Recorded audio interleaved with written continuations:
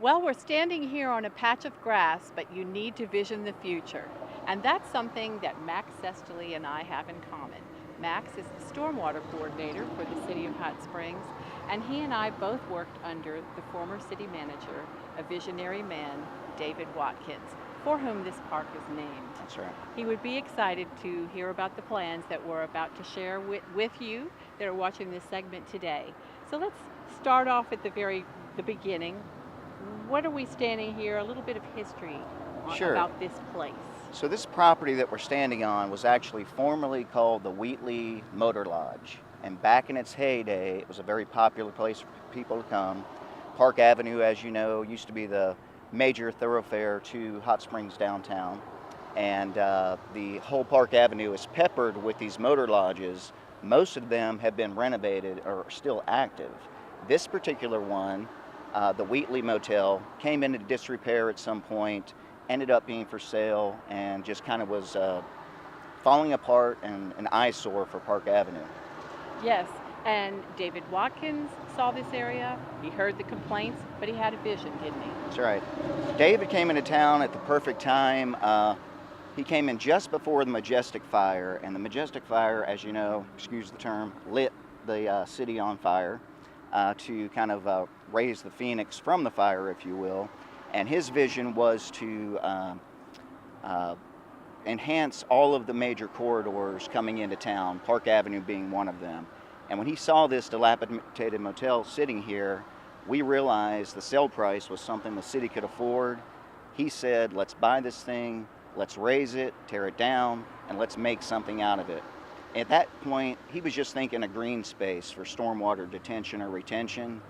But after his passing, some other visions came into play from the public. Yes, but one of the events that he enjoyed the most was the smash event. That's We right. had a smashing event right here, and what happened? So the Smash event was so much fun. It's one of the fondest memories I have of David. Before the hotel was raised, we had the equipment sitting out here ready to go, and we had all of the city officials, elected officials come out, and also the public, and gave everybody the opportunity to throw rocks through the windows of the old motel before we tore it down. And so we had some great speeches about the revitalization efforts going on downtown, and then of course everybody got to throw rocks through the windows and kind of help with the demolition. Very therapeutic. Yes. Everybody was glad to see it go. That's right. And out of that sprang a brand new committee to help get this park rolling. That's right. Before David's passing, a committee mainly formed by the Park Avenue Community Association, PACA, was formed, and we were just about to have our first meeting, actually, when he unfortunately passed. And one of the first agenda items on that meeting was the naming of the park. And we all came in, and instantly everybody knew that this park had to be named the David F. Watkins Memorial Park. It's wonderful that there was that consensus. They came together not only to name it, but to raise funds. That's right. That's right. So the community, the business associations, some architectural firms, some engineering firms, all coming together pro bono on their own time to raise funds to make this park happen. We have Taylor Kemke architects that are doing all the architectural designs. We have B&F Engineering that are helping out. We have many of the clubs around town that are raising funds, and we also have various little just neighborhood association things like potluck that we did that raised over $4,000. So we have a lot of money coming in, and also we're doing some other things. We have a Kickstarter campaign going on now. We had one previously to raise funds for the sign in the front, which we successfully, raised funds for Yes. about $4,500. And now we have a Kickstarter fund to raise funds for the Memorial Bridge. And that is happening now, which we're trying to raise $10,000 towards that Memorial Bridge, which you will see in some of the sketches. Which brings us right to the design of the park. That bridge is crucial because it crosses the tunnel. That's right. One of the unique things about this park is as we were building it and excavating it, one of our trucks accidentally kind of pushed through the top of the tunnel.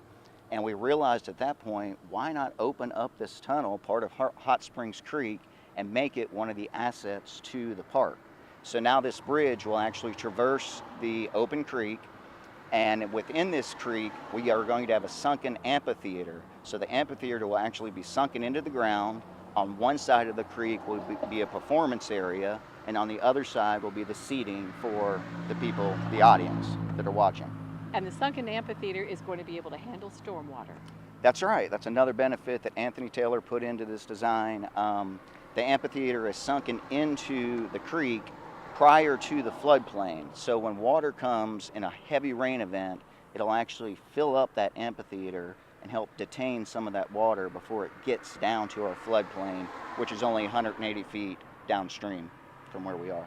So this is all about partnerships. We've got an A team of designers, we've got lots of community involvement, we have the Park Avenue Association, and we have multiple city departments involved too, don't we? That's right, that's right.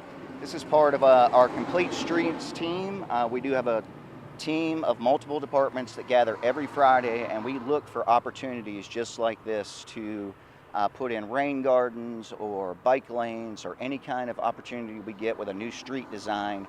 We look at it from multiple aspects and from multiple departments, and multiple funding options also come with that. So this park is part of that. And it's also part of a grander plan to pepper in small detention and retention areas for flood control, rain gardens, the amphitheater, weir walls that will hold back stormwater, and really help, not totally eliminate, some of the major flooding that we get in our major rain events. Max, it's going to be unique, it's going to be spectacular, and a park in this area of town where one did not exist before. That's right. There is really no place for the kids to play. You see them out in the streets with their basketball goals and hoops, and this will be a place that they can finally come and enjoy and relax and have fun. And at the very end of this will be a 3-phase process, starting with the amphitheater and the retaining walls. But the next step will be the bridge and some sidewalks, but finally there'll be a splash pad where water shoots out and the kids can enjoy themselves on these hot days like we're experiencing today. Can't wait. So this is the first of many reports that we will have to the public about Watkins Park development. I hope so. It's certainly one of the most rewarding things that we'll ever be involved in, won't it? I think so, and it's already being used. We see every morning I drive by, see 3 or 4 people walking their dogs out here, so it's at this point be kind of a mini dog park, if you will, but yes, eventually it'll expand into something really great. It will. Thank you so much for sharing some of the plans ahead. We'll update you as time goes on. The Kickstarter URL is appearing during this program, so yes, you can check it out. There's some visuals there as That's well. Right. And thank you so much for the part that Stormwater is doing to make this park happen. Great. Thank you very much too. Max, we'll do this again soon, and next week we'll bring you more city news.